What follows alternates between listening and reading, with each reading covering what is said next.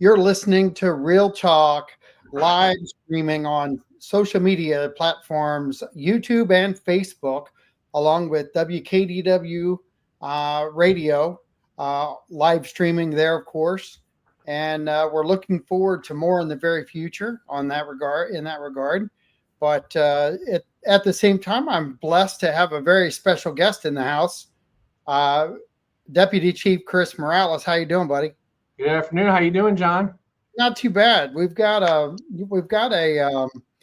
Uh, a big vote coming up, and we're going to talk more about that. But I got to throw some special thanks out to our sponsors, which is Remax Palm Realty, and also Hardened Insurance Group and Lions Title and Trust, who uh, are big proponents of getting information out to the community and advocates of supporting us through this live stream and other events that we're doing. We just have to give them out some kudos. Also mentioning Zio's Pizza out there, who have been a huge supporter in the past, and we're looking to do more there too. But let's talk more about the upcoming vote. And we had like 15 seconds just prior to airtime, and you said you would love to get some feedback from social media people who feel negative. This is a good opportunity for them to one, ask questions so that you have good information to give back to them, whether it's supporting or against. But what has been your feedback on the positive and the negative so far? So the positive is actually, the need. People understand the need and the growth of the city as it's been exploding for the past several years. People that have been here long-standing know the history of the police department. When we first moved in here, we just had our former chief Billy Culligan was in here to get his ID renewed here last week, and he even said to us, he goes, we were overgrown when we moved into this building. Like, he knew that we were already going to outgrow it within the next few years once we moved in here. So it just said a lot to where even history has told us that this was going to be a problem. But once you, I think, explain to the people and to the community, when you really sit down and try to explain the need and the why and the how, people start to come around. And it's the challenging part is just trying to touch 95,000 residents in the city of Northport to explain to them the need and the why and the how. So that's been the challenge. And I know the city's been out there. They've been putting out so much information on communication, so many town hall meetings. And I can tell you, all my years here, John, with the city and growing up, I've never seen a commission or a city manager set so many meetings, town halls, discussions, talk groups, coffee events, social gatherings, just to try to get out the information. And I don't know what else to do to try to get them to to see that the need is there. Yes, every type of need that you're going to ask for, there's a consequence, there's a cost to it. But if we look at history and we look at what that we failed to do and what has now prolonged to where it's cost even more, that should be an eye opener to all of us to go, if we keep dragging our feet and kicking this can down the road, me being a resident here, a taxpayer, it's going to cost me more money. And we're trying to be good stewards as our city staff and the leadership here, to be good stewards of taxpayer dollars, so that they don't look back at us in the future and go, man, what were they thinking? We want them to look at, man, they did it right. They had the forethought, they had the foresight, and they made that hard decision in that tough battle, in that standing strong to show the need, that this has to happen. It needs to happen for the betterment of the city and the future growth of the city, to prosper and thrive. So that's been the challenges, is really just trying to get people educated. And everybody, I love everybody has opinions. But if you can change one person's mind, to me, which has happened several times, it's a win, So we've got a first comment. He says, I agree there is a need for a new police department, and this was from Randy Hess. Will Northport eliminate some of the substations to keep them in play or keep them in place? I would like to see Northport build a jail, lease a jail, beds to Sarasota County and ICE, as well as house our own locals. So that's a great question. Everyone asked that about our own police or city having its own jail. The Sarasota County Jail is run by the sheriff's office, and he oversees the jail through the county, and they provide the funding and they provide the staffing. So we used to have a South County temporary down in Venice. They probably, I think it was about 2006 or 7, where they had stopped. Maybe it was a little later than that. I don't have the time frame, but it was under Sheriff Tom Knight, Commissioner Knight now, that they had closed down the South County annex for the jail. A lot of reasons were the cost, the redundancy of the cost it is now to manage jails, the new laws that were changing for the Florida jail model standards in Florida here, to where basically if you housed or held any type of prisoner, you had to have medical staff on hand 24/7. So well, let me add something in real quick, because I think you'll agree with this kind of theory with the jail and the new build, is that you've got criteria that you have to follow for the new build that keeps it at standard, and security wise, their standards there. That same stance applies for a jail cell, and it's longer, right? 100%. That's what, if you're holding people in a detention, you have to follow the Florida jail model standards, just as the sheriff's office does. And that was coming out, is that South County temporary holding facility was acting as a full-on jail, where he had to have medical staff. And I mean, back then medical staff was like $2 million a year. That was way back when, and that would create redundancy for the sheriff's office, which is why you're seeing more centralizing now. So you're not having that redundancy cost. Do we see in the near future? Because, it is taxing on us being the furthest south in Sarasota County. A simple warrant arrest, John, you guys know traffic. It's just to drop off someone. You don't have to sit there and do all the paperwork, right? It's 45 minutes up, and so long as they're not a waiting, in the Sally Port there, it's 45 minutes back. So right. That one officer for that one arrest, he's pretty much out for the next 3 hours, easily. So we talk about Public Works and how Public Works does certain things with managing their traffic flow. That same thing happens with you guys, right? Sure, absolutely. That's what they do, an ROI, or return on investment, when they build something to down south or an annex or type of thing. It's less vehicles are rolling. They're not going up to the dump as much. Maybe all the trucks are going to one, and one truck is hauling all the recycling up to, versus multiple trucks going, right? So absolutely. And there's been talks with the sheriff's office in municipalities about having I guess what would be the term, like a paddy wagon in the area, localized, like driving around, and if you made an arrest. So I can see that in the future, of something to that magnitude, to where there'll be a local transport van that would pick people up, and that way, or meet them halfway. You're not driving all the way up there. So there are talks, but they are talking about a new jail here in the next, 2 years, that they're at a capacity as well, because of the growth and the demand. Where do you see this new building leading us in the future? Because if we don't get it, we're already kind of crippled with the capacity level that we're at now. Yeah. So this building is going to take us to where this city's thriving to be in the next 25, 40 years. It's just, this building will take us to 2065. And again, what the building is going to be designed for is for the future. We, Chief and I and staff, we don't want to let history repeat itself. We've learned from what we're in now, how we got here, why we got here, so we don't avoid this again. So what we're doing is building the shelf space to take us into the future, to where our successors, right, will basically be able to add on, develop, create future tools and enhancements to keep our community safe down the road. Perfect example, John.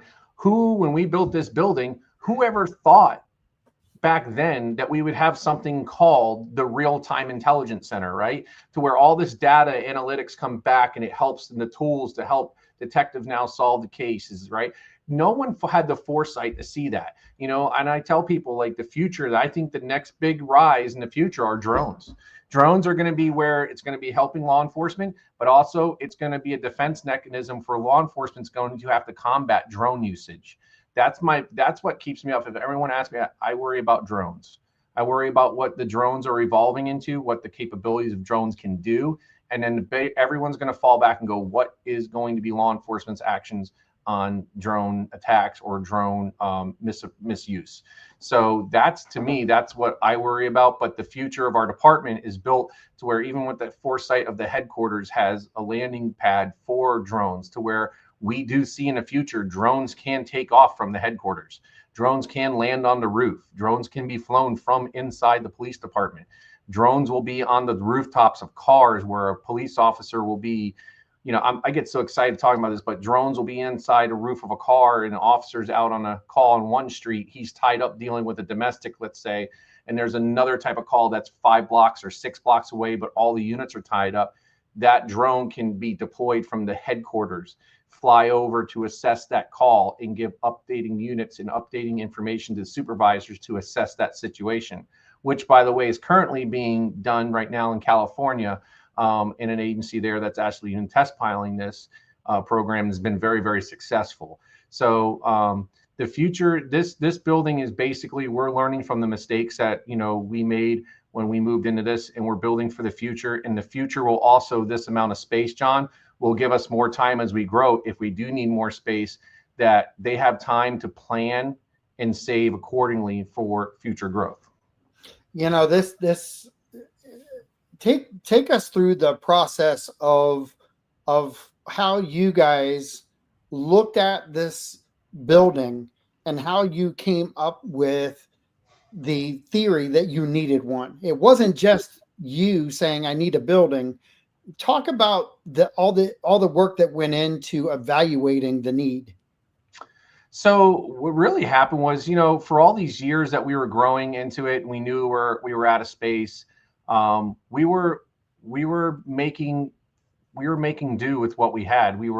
As we were growing, and we didn't even self-consciously knew it or was thinking about it, but we were turning, you know, closets into offices. We were turning conference rooms into offices because we needed more people. We were like, and then our property and evidence room was like, they were like, hey, we are out of room. We are out of space. We can't keep up. They had to move over across the hall into where our formal originally were supposed to be holding cells back in the day, to where they had to take over all that area.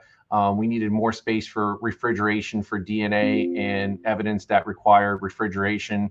Our biohazard room, which has to be kept separate from all evidence, that room was overcrowding. And then we finally saw that this was a serious situation to where we had consultants come in. And by that time, the consultants were like, the first group back in 17, 18, were like, you guys are 185% above capacity. We don't know how you're doing it. You guys need a new building. You need a larger building. So we looked at expanding this building in place because we didn't want to leave. We liked where we were at. So we later had a consultant do a study to build in place to the existing building versus a whole new building. And what we learned was it cost more money to expand on the current building and then come back and renovate the entire building that we're in now. The cost on that would be more than just simply building a new headquarters from scratch. So, and mind you, that if we were to vacate this building, it would free up 32,000 square feet of shell space for government use of other city departments to utilize. So that study was concluded right just before about COVID, and COVID occurred, everything went to a stop. And then in 2022, or shortly after, I think 21, 22, we came to the commission about looking to go to the Bendersons out at Toledo Blade. They were building those big commercial buildings out there. We were looking to take over a whole large piece inside there and make that our property evidence area and vacate that out to give us more space here. And once the commission learned of that, they were like, whoa, whoa, whoa, we're not, why would we do this? Why are we going to spend all this money into leasing? There's restrictions of using certain monies that for the city, like you can't use surtax money on leasing type of buildings or something you don't owe, or put money in towards that. And what the conclusion was they were to start back up. And at that time too, if you remember, we had a new city manager come in, new commissioners that came in. So we took the position of doing a whole new study. We hired a whole nother firm, a consultant, say, let's get a second opinion. Let's make sure this is being done right. So a firm out of Chicago comes in. Shingle Schultz was our architectural firm. They hired them. They did a full space needs, staffing needs, facility needs study, and came up with the same conclusion as the first consultants. And the one guy that's been doing it for 40 years out of Chicago, Dean Roberts, basically said to us, he goes, I've never seen an agency this constrained with space, and I don't know how you guys are doing it and functioning. He said it was quite remarkable. But we're tight. We're making everything do. But I can tell you right now, the magic is gone. There's no more closets. There's no more conference rooms. We would have to start sacrificing training rooms that we just can't. We can't do that anymore. So now we have to have portables come out to our backs. So the city saw that. The city commissioners seen that. We went and purchased land out off Toledo Blade. Started the designs. Chief and I started with a larger footprint and realized the price tag at that time was $145 million.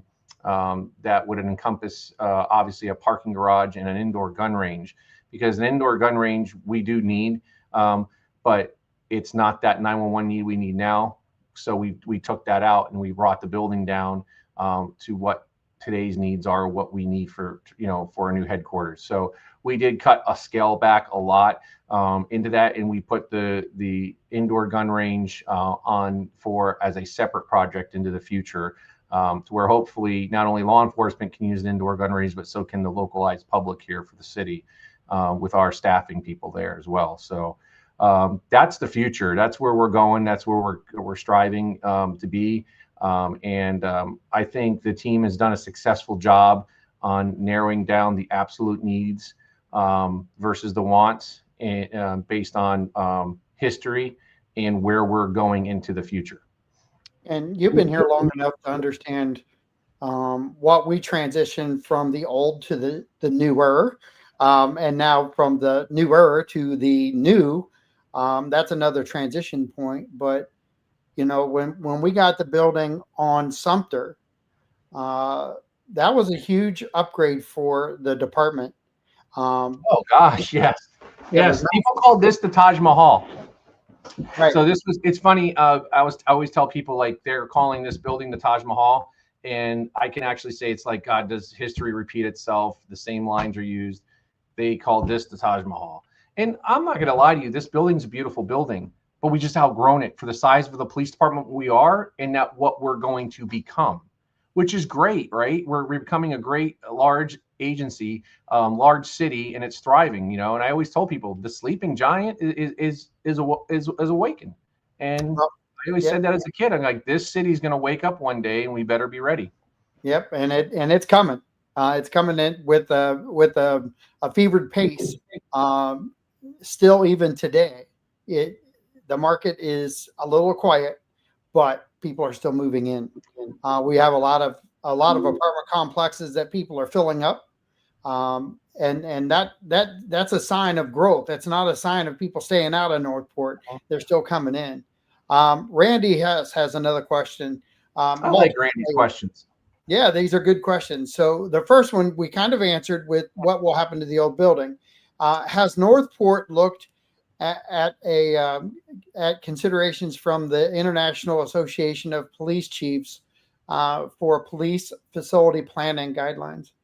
So a great question. So the first question is yes. So Randy, we're looking at this building. Of course, it's up to the city, but there's departments in our city that will certainly take over this building, whether it's neighborhood development services, permitting. The building department have basically expressed some desired needs to wanting to come over here. Will they need the entire building? No. Can we see the building be broken up for other services and other parts for the city to utilize? Absolutely. But that will be definitely utilized by other departments. And that's yet to be discussed. The second part, the IACP, absolutely. Chief and I have sat through IACP courses on facility guidelines. This actually helped steer us here, which has helped us get consultants that are members of IACP that helped us with these buildings and the future growth, which is what was the recommendations of building the shell space and putting in that shell space. And then, you know, the possibility in years to come, even past 2065, if there's more room, that we have even land way far out east, you know, Ceres, Yorkshire, Raintree area, to where if that ever became something like, let's say, for instance, an entertainment district, that we would have a stake or a spot out there that we could keep utilize resources out there for some space needs as well. Right. So the answer to his question is yes, absolutely. We're both members of IACP, and we both attended courses while at IACP in various states. You know, I've had conversations with commission. I've had conversations with our city manager, Jerome Fletcher, with you.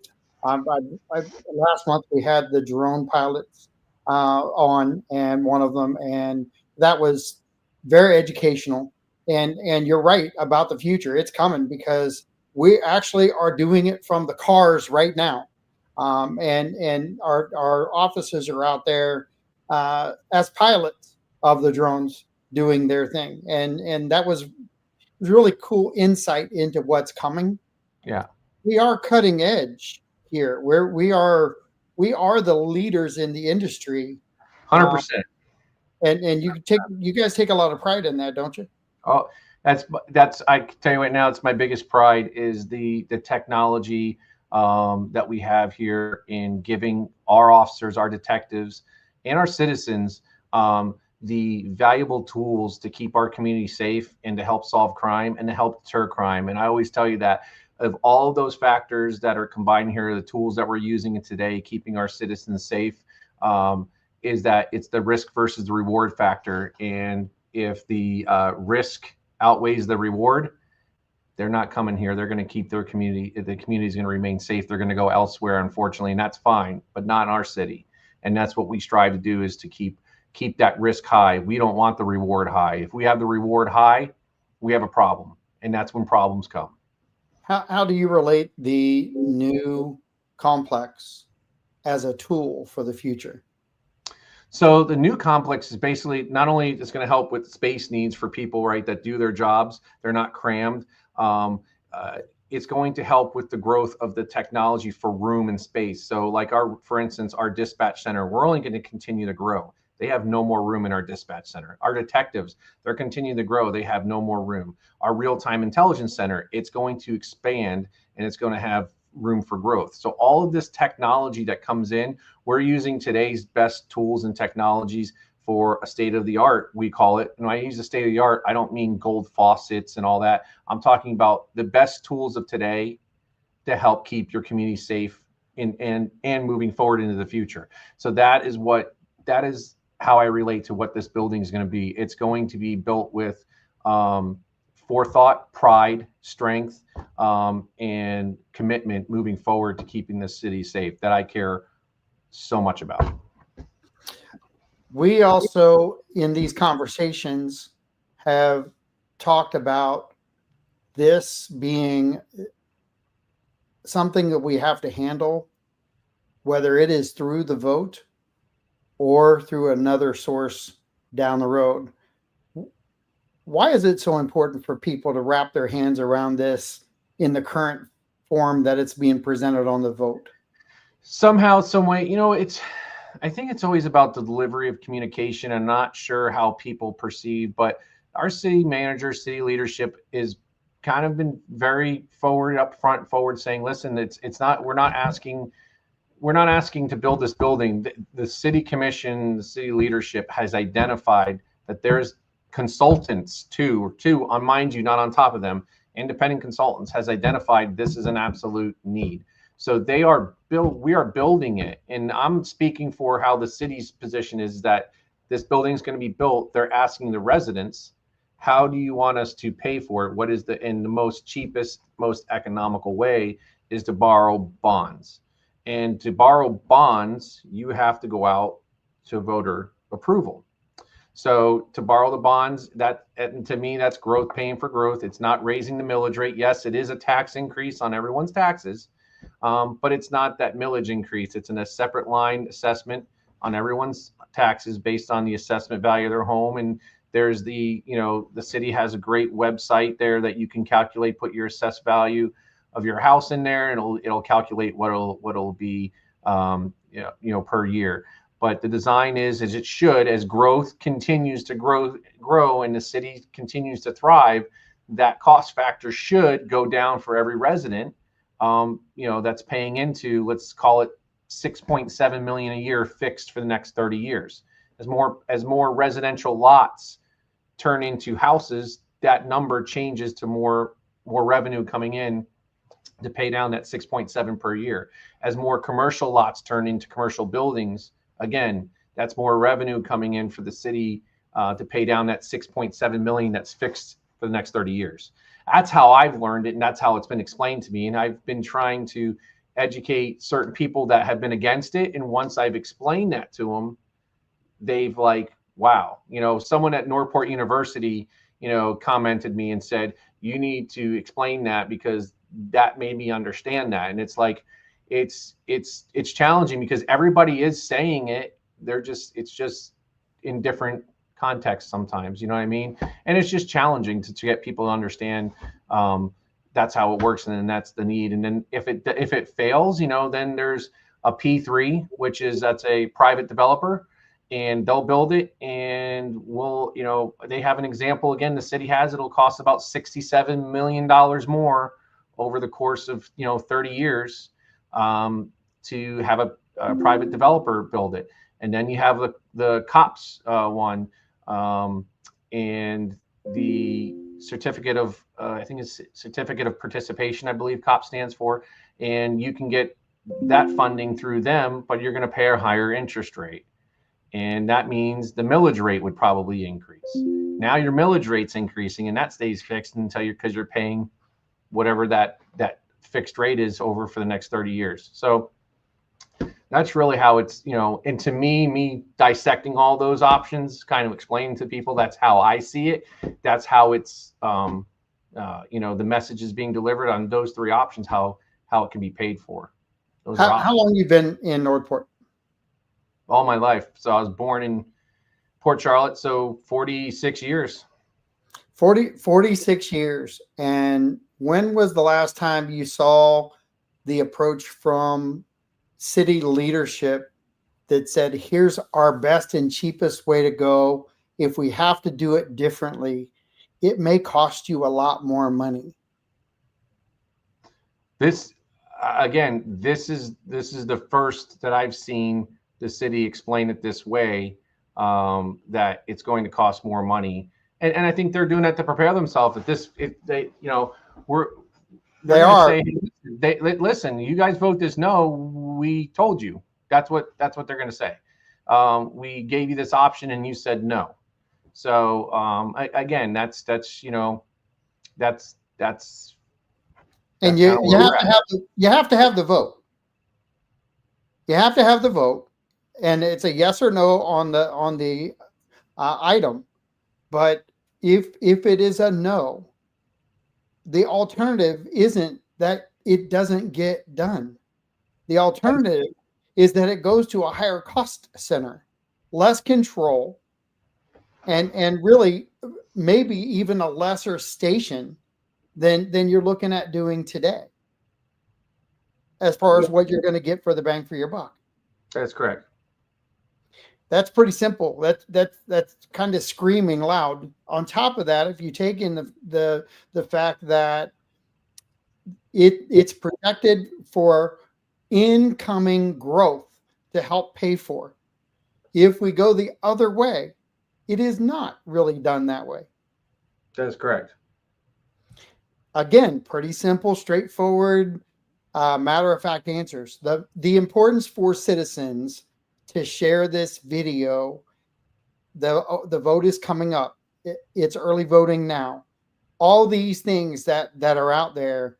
What would you tell people based on what we just said? Like we've been on now for about 31 minutes, and the check marks we just hit, bam, bam, bam. They're very simplistic. The alternative is not very simplistic. There's a lot of moving parts with that. There's different financing that has to go in, and like we talked about, you may not even get the building that you perceive of what the growth is going to be. So we're going to be addressing it again. So the interesting part, like, yeah, John, and so I'll give you an example, like to add to 30,000 square feet of shell space. So at the last town hall meeting, let me scratch that back. When I had this gentleman was out speaking, very, very well spoken. He was concerned. He was doing comparisons of, Fort Myers Police Department, Hollywood Police Department, so on and so forth. So as he was comparing actual square footages and all that, I'm like, we have to compare apples to apples, right? The Fort Myers Police Department's building 180,000 square feet of building for 140 million, right? Let's get that out there. However, that's all their buildings. That's not their headquarters. That's all their other buildings, which we have as well. Their armory, their SWAT, buildings, other buildings that they have within their headquarters are outside the skirts of their headquarters, just like ours. Well, if you want to add ours, we want to talk about all total square footage. Our chiller building that holds all, the AC and stuff, that even counts as square footage, believe it or not. It's 183,000 square feet. So when you compare the two, it's like our square footage was less than what they were being, estimated to be at. But mind you, they don't even have a construction manager at risk, Fort Myers Police Department's building yet, to actually get them the true numbers of what it could be, and it could actually be more. But mind you said that is when I told him that we were 140,000 square feet, he was like, wait, 140? I'm like, yeah, we're 108,900 finished, and we have 30,000 square feet of shell space to take us into growth. He goes, oh, wow. He goes, I didn't know it was 140. I thought it was 108. And then I explained to him, like, yes, because, the shell space right now, unfinished, is about $9 million into the total building.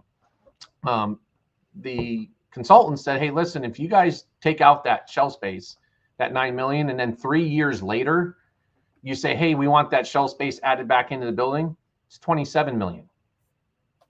So it's an eye opener. Like, of course you want to build in there. It's cheaper, and you're marrying to today's building codes. So we learned a lot. We looked at different avenues, different approaches. Sheriff Hoffman with his new headquarters that he's building, he's taking that same footprint that we're doing, and he's building shell space because it's a lot cheaper. And again, it's just being good stewards of taxpayers' dollars, seeing what is the best in building and saving taxpayers' money. Yes, we're going to pay for it now, but it's going to save us more in the long run on building costs. 100%, 100% is going to save us. And if there's questions that the citizens have, can they email you? Or we've got your email scrolling across the bottom. Oh, can they email questions to you? Absolutely. Anything about the police department headquarters, if they have a question on the size of the building. And you know what? And listen, I'm pretty good. I have all the answers, but I can tell you this much. If you get me with a stomper, like Mr. Hess asks very good questions. If you get me with a stomper, I might not have the answers, but I guarantee you within a short period of time, I will get you the right answer. I may not have them all, but I will seek and I will get the right answers. So that's C. Morales at northportpdfl.gov. If you have any questions, it's definitely all over the website for Northport PD, and you can definitely get a hold of Deputy Chief there. But as we approach the day, so to speak, early voting is now. We always say vote early, vote often. But if I could vote 10 times, I'd vote 10 times for it. I am a proponent of supporting the police department but I'm also a proponent of analyzing what we should take into consideration, and that is what we're paying now for Price Boulevard because Oh yeah. we didn't do the right thing before. So if we don't do this today, we are going to address another need, only it's going to cost a lot more money for a lot less.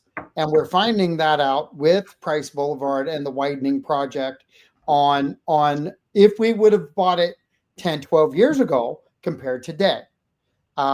There is a huge difference in the approach. And now we have leadership actually coming forth and saying, if we do the bonds, we can look at it totally different. We can structure it so it's not really hurting your pocketbook as badly as if we do the alternative. You've got to start getting educated and don't count on the naysayers out there. Get yourself your own information. Contact people within the city. Ask leadership to get involved. It is our duty as a city, as citizens, to take on the challenge of getting ourselves educated so we can vote with knowledge. Now, if you're against it, I get it. If you're for it, I get it. But at least educate yourself on the what's and the whys and how it's going to affect your pocketbook later on. Is there anything you'd like to add? No, and you know what? It's like, I don't want to call it, like, I know it's the naysayers and everyone has opinion. I don't want to say naysayers, but there's people that are just they're just not informed enough to make that educated guess, or there's people that just, it doesn't matter what government says, they're not going to trust government. And right now we're at a time where I get it. The government, people trusting government, it's a hard sell right now. But I'm a citizen too. I'm a local. And I care about my community. I care about my city. And I know we got to just continue fighting the battle of just proving to people, you got to trust us. You got to believe in us that this is an absolute need. And work individually on those that, like you just offered, have them come forward and speak to me. And I'll be happy to walk them through it. So, but it is challenging out there. And I get it. The times are tough and with the economy and everything. But like I said, if we don't do this now, we're going to be looked back and go, man, wow, was it price cost 10 years ago, 12 years ago? What was it? 8 million, John, 8 to 9 million. It's 80 million now. Yeah. And the architects, actually the consultants, not the last town hall, but the one up in Welland Park, he stood up and said, hey, when the city hall and the police department were built back in 04, I think we moved in 06. Both buildings combined is about 100,000 square feet, and it costs about 14 million total. He says, and everyone like, oh my God, who would not want to build a 100,000 square foot building today for 14 million, right? Woo, that's cheap. It's not cheap. That's a lot of money, but looking at today's, construction costs, that's fairly cheap, right? So he put in perspective that, listen, in today's dollars, take yourself 20 years, ahead into the future, what it will cost to build a building then 20 years down the road to what we paid now is equivalent to $14 million that we're going, wow, we would pay that. I'm going to say 5 years. If we looked 5 years out right now, I don't know anyone who could say the price is going to be the same or drop.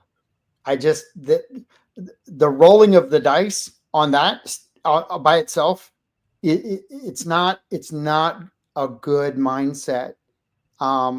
We finally, and you're right, the challenge is, do we believe in the stewards of our money today?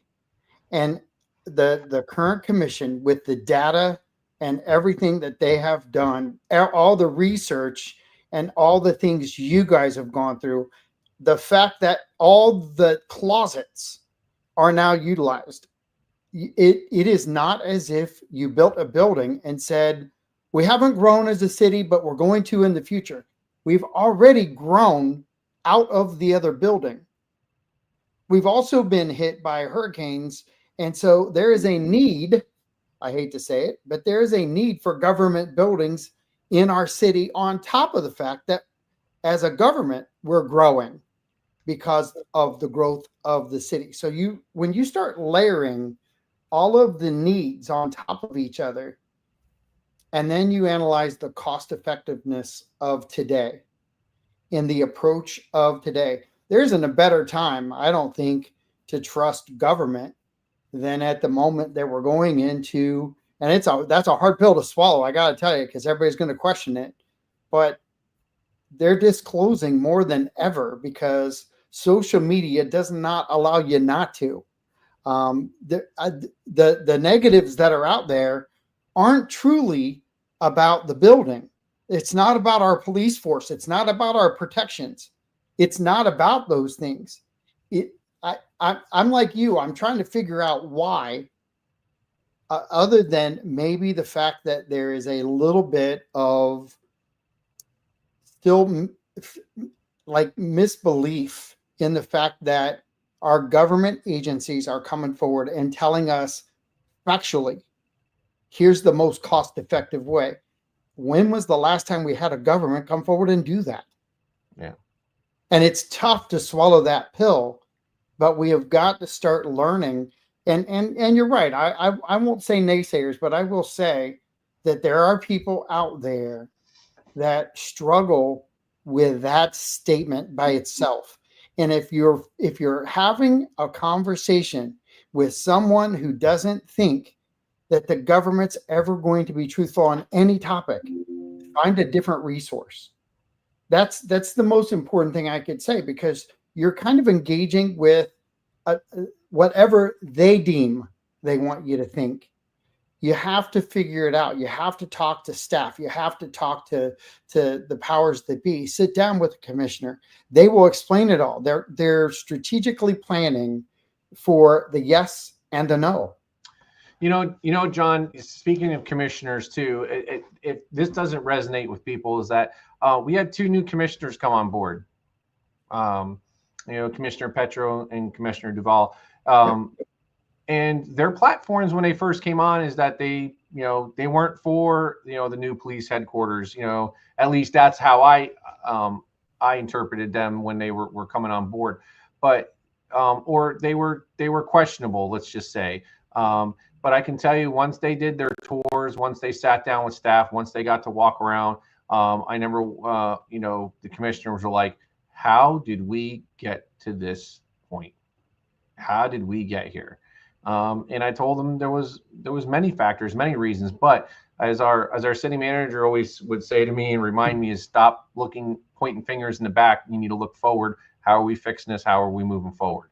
And he's absolutely right, is that we can't dwell on the past and how it happened. We need to worry about what are we doing about it and what can we do to prevent things from the past to occur again, right? We learn from it. We don't dwell on it. So that's what we're doing. But as you can see, both commissioners have now seen the need and see the support and have come to the same conclusions that other commissioners have, every other leadership team has, and all what the consultants have presented.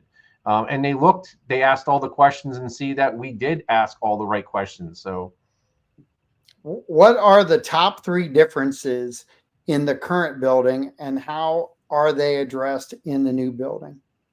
Deficiencies. So the top 3s odds come up is space. A lot of it is the space, but in the space would be Mr. Hess's efficiency. When you have people displacement across that are not in the right places where they need to be, the efficiencies of effectiveness of operation becomes challenging. Technology has always been challenging in here. In our police department, trying to add more space for technology, running pipes and stuff becomes very challenging in the building that we're in. We don't have enough space for like servers. I didn't realize how much space you need for server racks, they call them. Conducting more, we had to put more AC in rooms because of the heat transfer, the heat loads. We had it. So all of these challenges that we've been facing, and we've been trying to Band-Aid is the word, because the building wasn't designed for that much technology to come in and to be adequate for this building. And again, I come back to adequate space for property and evidence. We have, we don't have enough storage space for items that we have to keep for 100 years, so on and so forth. So it's the efficiency and the effectiveness of day-to-day operations with the growth. A perfect example is records. The records department, as body worn cameras, we need people just in rooms, quiet rooms with darkness, and just to redact body worn cameras, right? Quietness to focus on that. And the amount of time it takes to do that on a call when someone's making a public record request to redact body cameras. Normally on a call, when someone wants a body camera, there's 3-4 officers. They have to go through everybody's camera and make sure that they're following, public records law, that they're not releasing someone inside their home, that they're not releasing anything that's medical or HIPAA, that they're not releasing anything that's criminal justice information on the body worn camera. And it takes time. If they're reading out someone's date of birth, they have to redact that audio portion. The screen, it takes so much time, and we've learned that we need more space because the demand now has been more so ever for body worn cameras, and it's just been challenging. Our dispatch, we have deficiencies in our dispatch. We don't have enough room to grow and to expand into our dispatch center. So our top 3 deficiencies is basically was our property and evidence effectiveness, efficiency, our dispatch center efficiency, and our real-time intelligence centers deficiency as of expansion. And it's just part of growth. And this building cannot no longer sustain that, and just so you know, is like when we added on to this building, people don't know this. If you add on 25% of your police department or any building, not just your police department, but if you add 25% onto the building of the total square footage, you have to go back to that current building and bring it up to that today's building code. Yep. So that was huge when we loaded it. So and again, that went into the actual cost being more money to actually build here than it would be building a new headquarters, a standalone brand new headquarters. And that's why building shell space into the growth and the future growth, you're married to those today Florida building codes. Yep. Once you have that shell space. 100%. So I got a big question. I'm going to let you announce who it's from. But she's infamous with trees and pies and commission. How about that? What? I say that one more time. I said she's infamous for trees and pies and commission. Yes. Can you read that? Yeah. You want me to read it? Yep. So if the police station is over capacity now at 200%, at what point over capacity would those who oppose passing the referendum now be comfortable at? 250, she's so right, 300%. And at what cost to the residents with regards to providing for a safe community by getting that over capacity point? She's 100% right. I mean, 200% is right now just out of control. There's going to be a certain point where I guess the misperception, and Commissioner White knows this, that people look at officers, a police department, they're in their cars, they're out there. That's one component of keeping our community safe. One person, one component. The first responders, they start, who the first responders start with? They wear headphones. They wear mics. That's fact. You're taking your 911 call. Those are the unsung heroes of taking that first responder call. That starts at the headquarters. And then that gets transferred out to the patrol units who respond. And then depending on that type of call, there's additional resources that can come out from the headquarters, whether it's your crime scene or your detectives or your specialty units that are assigned, depending on that situation. But at the headquarters, that's where your record staff are. When that officer completes the report and brings it back, they're reading it, they're filing it, they're making sure all the laws are met on filing that. Then you have your crime scene techs that are processing that. You have your evidence people that are putting it away. You have your detectives that are investigating that. You have your professional standards people. You have your administration staff that are there overseeing day-to-day operations. You have your training unit. You have your community policing. There's so much components that go that people forget who those people are behind the curtains that are keeping our community safe. Our real-time intelligence center, our analysts are all in there. So people miss that. And the problem it's going to be is that when you start making your environment of a tough job uncomfortable, yep, like having your office in a closet or an interview room that wasn't designed, people are not going to stay. They're going to And look for something else because they retention, don't feel appreciated. It's like they're in tight quarters. It's just, and it's not, again, efficiency, effectiveness. and I'm going to ask you this because you've been here a long time, and you've been through changes, but our retention on compared to other police forces, we've got to be at one of the top ends on retention of officers, aren't we? We are. We are in retention, and that's a great thing. And I can tell you right now, it is because of not just leadership.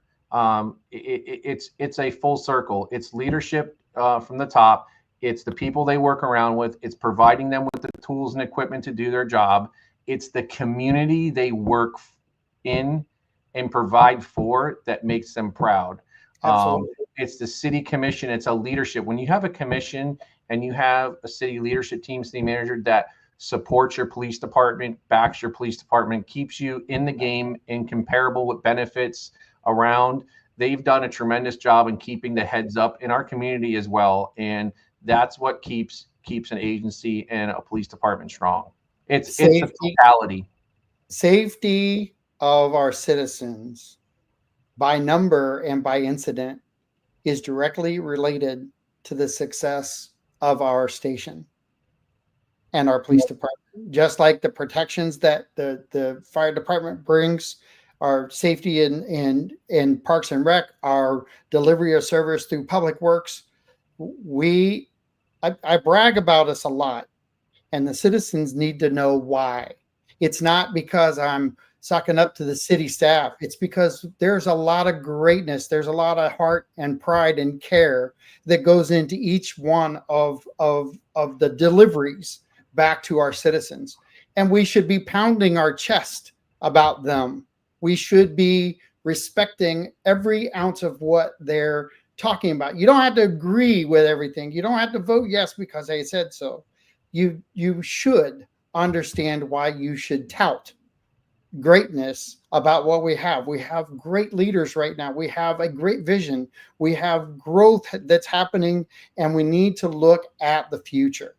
And, past commissions, I'm not picking on them because I love each and every one of them too. But this current commission is not 20 years ago. We're addressing needs and issues of the future. And 20 years ago, we weren't talking about drones. We weren't talking about any of the things we're talking about now. Absolutely not. Yep. And we don't know in the next 20 years what they're going to have that we're not even talking about now. Exactly. Don't imagine, right? Exactly. So, yeah.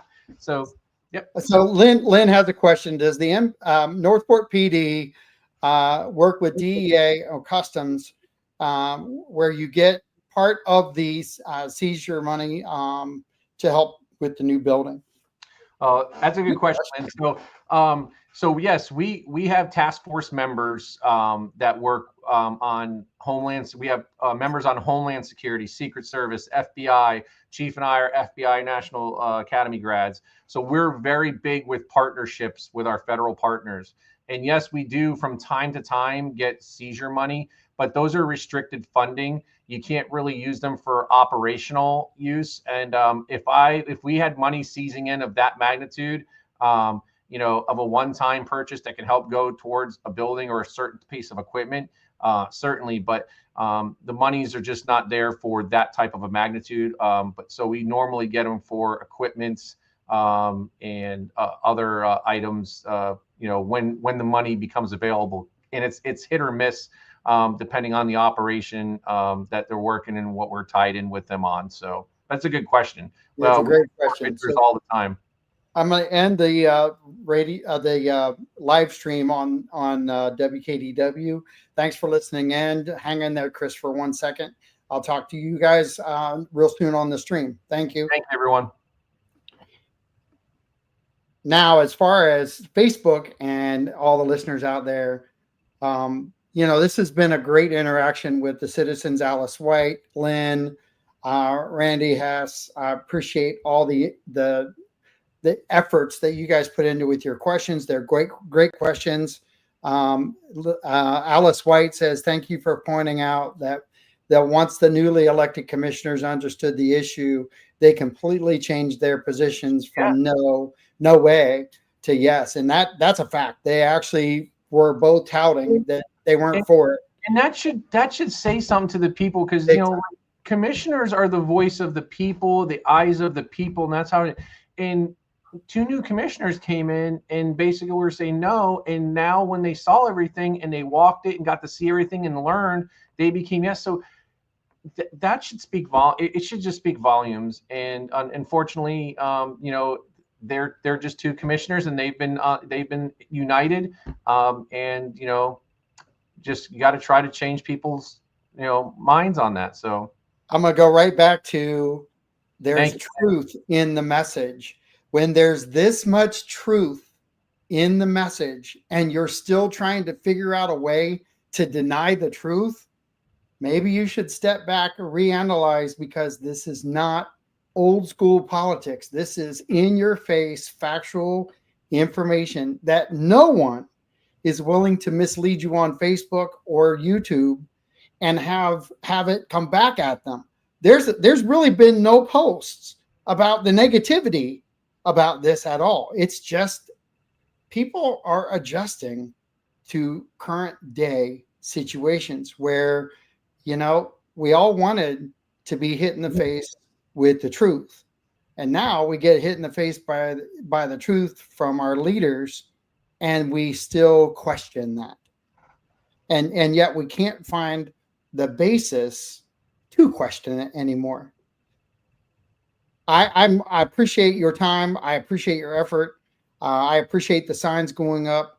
I hope the citizens will share this. I hope they will engage with their neighbors and learn from this opportunity and learn from the leaders of our community. Contact them, understand the what's and the whys and what it's going to cost us if we don't do something now. We already have proof. Price Boulevard is screaming the truth to everyone. And that cost center is astronomical compared to what it would have been. Yep. And every project out there could be screaming that same thing. We're still addressing things with the matter of importance. And I give you a lot of kudos, and I hope we get the building. I hope so too. And again, I want to thank everyone listening. And Lynn Casper, thank you and your husband for your service in law enforcement. So glad you guys are retired. I can't wait to get there. I got a few more years. Hope to be there soon with you guys. So awesome. Well, thanks for your time. I appreciate you, Deputy Chief. Have a great day. Okay. Thank you, John. Thank you, everyone. Thanks everybody for joining in. Join us on Friday from 3:05 to 4 o'clock. Another special guest. Be here.